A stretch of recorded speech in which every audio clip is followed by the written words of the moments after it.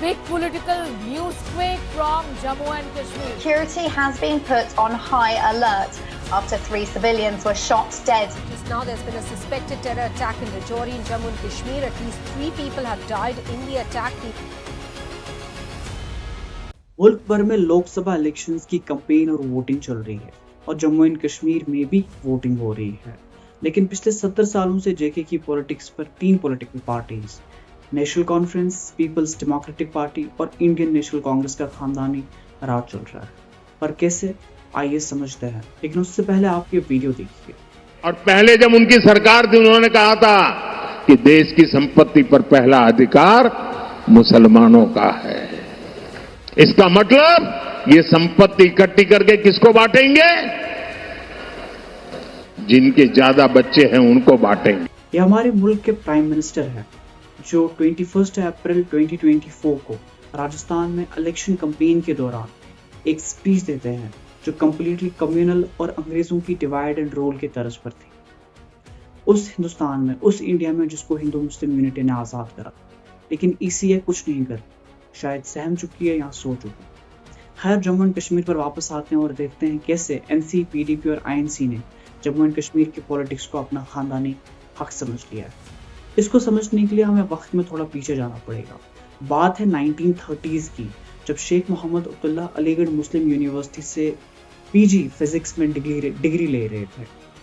और इसी time period के दौरान, दैट्स 1900 से लेकर 1930s तक, इंडिया में काफ़ी इवेंट्स ऐसे हो चुके थे जिसने इंडिया की फ्रीडम स्ट्रगल को बहुत बूस्ट दे दिया था। जैसे 30 दिसंबर 1906 में मुस्लिम लीग की फाउंडेशन, जिनकी डिमांड पाकिस्तान की थी, 13 अप्रैल 1919 को रिवोल्ट एक्ट ऑफ 1919 के खिलाफ जलियांवाला बाग मैसेकर का होना, जिसमें काफ़ी लोग मारे गए। 4 फरवरी 1922 को चौरी चौरा इंसिडेंट यूपी का। फिर 1919 से लेकर 1922 तक non cooperation movement, civil disobedience movement of 1930 और गांधी इरविन पैक्ट, जिसको 5 मार्च 1931 में साइन किया जाता है। इन सब चीज़ों ने, इन सब इवेंट्स ने शेख मोहम्मद अब्दुल्ला को काफ़ी ज़्यादा इंस्पायर किया। एंड स्टडीज़ के दौरान वो खुद भी अलीगढ़ मूवमेंट से जुड़े हुए थे, तो उनको ये रियलाइज़ होता है कि जम्मू एंड कश्मीर जो अवाम है उनकी मिजरेबल कंडीशन की वजह यही डोगरा मोनार्किज्म है।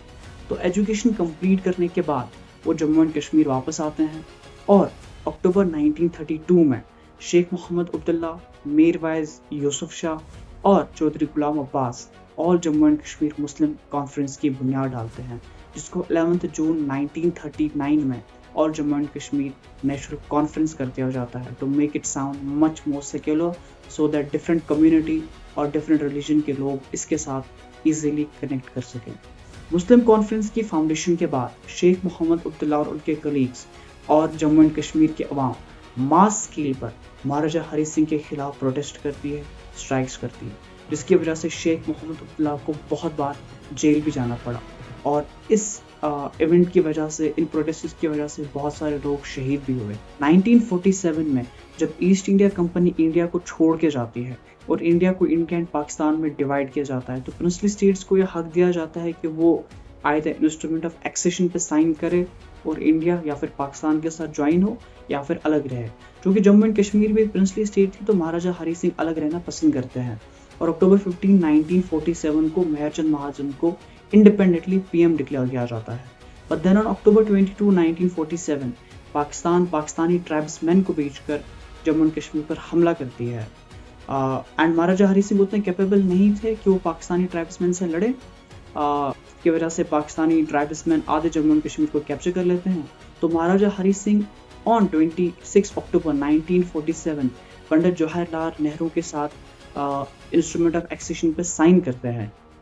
जो असल वजह है इंडिया पाकिस्तान टेंशन की, इसके ऊपर मैं एक डिटेल्ड वीडियो बनाऊंगा। इस पे साइन किया जाता है और इस तरह से आधा जम्मू एंड कश्मीर का हिस्सा इंडिया के साथ आ जाता है। एंड इस इंस्ट्रूमेंट ऑफ एक्सेशन के मुताबिक इंडिया सिर्फ एक्सटर्नल अफेयर्स, डिफेंस और कम्युनिकेशन के ऊपर कंट्रोल कर सकती है। एंड इस इंस्ट्रूमेंट ऑफ एक्सेशन को on 27 October 1947 the then governor general of India Lord Mountbatten accept कर लेते हैं और ऐसे आधा जम्मू एंड कश्मीर का हिस्सा इंडिया के साथ आ जाता है और आधा जम्मू एंड कश्मीर जिसको पाकिस्तान ने कैप्चर कर लिया था वो पाकिस्तान के साथ रहता है। एंड ऑन March 5, 1948 महाराजा हरी सिंह शेख मोहम्मद अब्दुल्ला को इंडिपेंडेंट पीएम डिक्लेयर करते हैं, जो 31 अक्टूबर 1951 तक इंडिपेंडेंट पीएम रहते हैं जम्मू एंड कश्मीर के। And for the first time Jammu and Kashmir में 31 अक्टूबर 1951 को कॉन्स्टिट्यूएंट असेंबली के लिए इलेक्शंस होते हैं और एनसी क्लीन स्वीप करती है ऑल 75 सीट्स, और इस तरह से शेख मोहम्मद अब्दुल्ला जम्मू एंड कश्मीर के पहले इलेक्टेड प्राइम मिनिस्टर बनते हैं। बट वो सिर्फ 9 अगस्त 1953 तक ही ऑफिस में रहते हैं और उसके बाद उनको अरेस्ट कर लिया जाता है for conspiring against the state for 11 year. Sheikh Abdullah के बाद बख्शी गुलाम मोहम्मद को पीएम बनाया जाता है, जो 12 अक्टूबर 1963 तक पीएम रहते हैं जम्मू एंड कश्मीर के। एंड 1957 में for the first time Jammu and Kashmir में जनरल इलेक्शंस होते हैं फॉर द लेजिस्लेटिव असेंबली, जिसमें एनसी 68 सीट्स जीती है आउट ऑफ 75 और प्रजा परिषद जो अपोजिशन पार्टी थी उस टाइम की वो 5 सीट्स जीती है। लेकिन प्लेबिसाइड फ्रंट जिसको मिर्जा अफजल बेग ने 9 अगस्त 1957 को फाउंड किया था और नेशनल डेमोक्रेटिक पार्टी वो इलेक्शंस को बायकॉट करती हैं और कहती हैं कि इलेक्शंस रिग्ड थे और फ्रेश इलेक्शंस की डिमांड की जाती। इलेक्शंस होते गए और ऑन 29 फेब 1964 गुलाम मोहम्मद सादिक जो इंडियन नेशनल कांग्रेस से थे इलेक्शंस जीतते हैं और जम्मू एंड कश्मीर के प्राइम मिनिस्टर बनते हैं। 1964 में शेख मोहम्मद अब्दुल्ला को रिलीज किया जाता है, बट अगेन इन 1965 उनको अरेस्ट कर लिया जाता है by the then government of Indira Gandhi and Lal Bahadur Shastri up until 1968। 1965 में ही जम्मू एंड कश्मीर की कॉन्स्टिट्यूशन को अमेंड किया जाता है और जम्मू एंड कश्मीर से प्राइम मिनिस्टर और प्रेसिडेंट का टैग ले लिया जाता है एंड सीएम यानी चीफ मिनिस्टर और गवर्नर का टैग एक्सटेंड किया जाता है। इस तरह से 30 मार्च 1965 को गुलाम मोहम्मद सादिक पहले सीएम बनते हैं जम्मू एंड कश्मीर के, जो 12 दिसंबर 1971 तक ऑफिस में रहता है। And then on 24 Feb 1975 Indira Sheikh accord sign होता है, जिसको शेख मोहम्मद अब्दुल्ला की तरफ से मिर्जा अफजल बेग और इंडियन गवर्नमेंट की तरफ से जी पर्था सरहाई साइन करते हैं। और इस तरह से शेख मोहम्मद अब्दुल्ला जम्मू एंड कश्मीर की पॉलिटिक्स में री एंटर होते हैं और उनको 3rd सीएम बनाया जाता है जम्मू एंड कश्मीर का, जो 25 फेब 1975 से लेके 1977 तक ऑफिस में रहता है। And then 6 general elections of 1977 में वो री इलेक्ट होते हैं और 9 जुलाई 1977 से लेके 8 सितंबर 1982 तक ऑफिस में रहते हैं। And NC up until 2002 CM की कुर्सी पे रहती है विदाउट एनी अपोजिशन। एंड 8 सितंबर 1982 से लेके 2002 तक शेख अब्दुल्ला के बेटे फारूक अब्दुल्ला सीएम बनते हैं जम्मू एंड कश्मीर के। And then again in 2009 national conference reelect होती है और फ्रॉम 5 जैन 2009 से लेके 8 जैन 2015 तक उमर अब्दुल्ला फारूक अब्दुल्ला के बेटे जम्मू एंड कश्मीर के सीएम बनते हैं। नेशनल कॉन्फ्रेंस ने जहां पर बहुत अच्छे काम किए, लाइक शेख मोहम्मद अब्दुल्ला ने अवाम में ऑटोनॉमस मूवमेंट को उजागर किया, लैंड रिफॉर्म्स यानी अग्रिकरियन रिफॉर्म्स जिसमें जिम्मेदारी सिस्टम को अबॉलिश किया गया, एंड इसका नारा था लैंड टू टिलर्स, जिसमें उन्होंने एक्चुअली लैंड को ट्रांसफर किया टू लैंडलेस पीपल।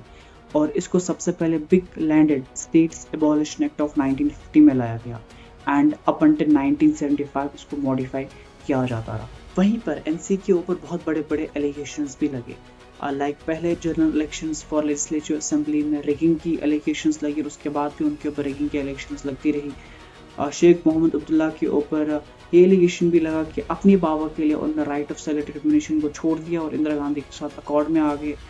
और रोशनी स्कैम ऑफ 2001 जिसमें अब्दुल्ला के ऊपर ये एलिगेशन लग रहा है कि उन्होंने बहुत सारा लैंड अपने नाम पे इलीगली ट्रांसफ़र किया।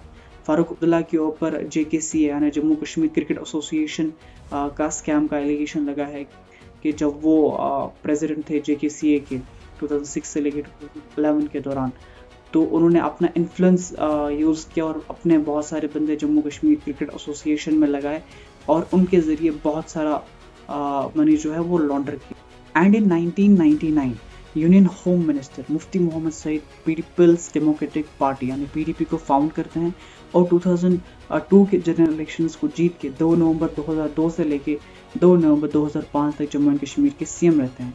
और अगेन 1 मार्च 2015 से लेके 7 जनवरी 2016 तक अपने इंतकाल से पहले तक जम्मू एंड कश्मीर के सीएम रहते हैं। और उसके बाद 4 अप्रैल 2016 से लेकर 20 जून 2018 तक उनकी बेटी महबूबा मुफ्ती जम्मू एंड कश्मीर की सीएम रहती है bye entering into a collision with BJP. उसके बाद यानी 20 जून 2018 के बाद बीजेपी अपना सपोर्ट विड्रू कर लेती है एंड इस तरह से जम्मू एंड कश्मीर की असेंबली डिसॉल्व हो जाती है। एंड देन गवर्नर रूल लग जाता है। उसके बाद जम्मू एंड कश्मीर को डाउनग्रेड किया जाता है यूटी में एंड आर्टिकल 370 को भी अब्रोगेट किया जाता है, जिसको 1949 में इनकॉर्पोरेट किया था। जब पीडीपी ने अपने टेन्योर के दौरान बहुत सारे अच्छे काम किए, लाइक एलओसी ट्रेड को शुरू किया उन्होंने बाय ओपनिंग श्रीनगर, मुजफ्फराबाद और पुंछ रावलकोट रूट से इकोनॉमी को बहुत ज़्यादा बूस्ट मिला। 2003 में टूरिज्म का रिवाइवल या फिर टुलिप गार्डन को ओपन करना, या फिर एजुकेशन के फील्ड में भी उन्होंने बहुत अच्छा काम किया, लाइक बाबा गुलाम शाह बच्चा यूनिवर्सिटी की फाउंडेशन या इस्लामिक यूनिवर्सिटी की फाउंडेशन, जिससे एजुकेशन का लेवल बहुत ज़्यादा राइज हुआ। लेकिन पीडीपी के ऊपर बहुत बड़े बड़े एलिगेशंस भी लगे, लाइक इंश्योरेंस स्कैम के एलिगेशन, पावर प्रोजेक्ट स्कैम के एलिगेशंस, एग्जाम स्कैम के एलिगेशंस। लेकिन एक इवेंट जिसने पीडीपी को बहुत ज़्यादा उनकी इमेज को बहुत ज़्यादा टार्निश किया, वो 2015 में बीजेपी के साथ कोलिशन में आके गवर्नमेंट बनाना है, क्योंकि उसके बाद बीजेपी 2018 में अपना सपोर्ट विड्रॉ कर लेती है और अगस्त 2019 में जम्मू एंड कश्मीर से आर्टिकल 370 को हटाया जाता है और अक्टूबर 2019 में जम्मू एंड कश्मीर को डाउनग्रेड किया जाता है यूटी में और डिवाइड किया जाता है into UT of Jammu and Kashmir and UT of Ladakh. And from 2 November 2005 to 11 July 2008 INC PDP की अलायंस में आके कोलिशन गवर्नमेंट बनाती है। आईएनसी यानी इंडियन नेशनल कांग्रेस के दौरान ही श्राइन बोर्ड का मैटर होता है, जिसमें ऑलमोस्ट 99 एकर्स की लैंड को ट्रांसफर किया जाना था for the construction of huts for Amarnath Yatra. And इसके ऊपर बहुत ज़्यादा प्रोटेस्ट होते हैं which result in killing of 11 people and many mounted. मैंने आपको इस वीडियो में तीनों पॉलिटिकल पार्टीज के बारे में बताया, बट तीनों पॉलिटिकल पार्टीज और रादर 2 पॉलिटिकल पार्टीज, क्योंकि इंडियन नेशनल कांग्रेस सिर्फ एक बार ही हुकूमत बना पाई है। यहाँ 2 पॉलिटिकल पार्टीज में आपको एक चीज़ कॉमन मिलेगी कि जो भी इन्फ्लुएंशियल फाउंडिंग मेंबर है पार्टी का, उससे ये खानदान में पावर रही है।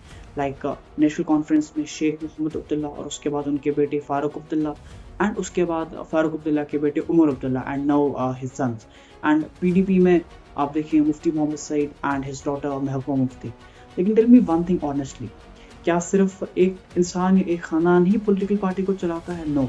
तो पावर में वो आना चाहिए जो डिजर्विंग इनफ हो, and there should be a law कि एक खानदान जो इन्फ्लुएंशियल फाउंडिंग मेंबर हो पार्टी का, उसके खानदान में सिर्फ 3 टर्म्स तक ही पावर रह सकती है और उसके बाद नया चेहरा आना चाहिए। एंड वो नए चेहरे 3 टर्म्स तक सर्व करेंगे और उसके बाद वापस से 2 टर्म्स तक उस खानदान में पॉलिटिकल पावर वापस आ सकती है, and so on and so fourth. आप लोगों की क्या राय है इस वीडियो के ऊपर? कमेंट सेक्शन में ज़रूर बताइएगा। Thank you so much.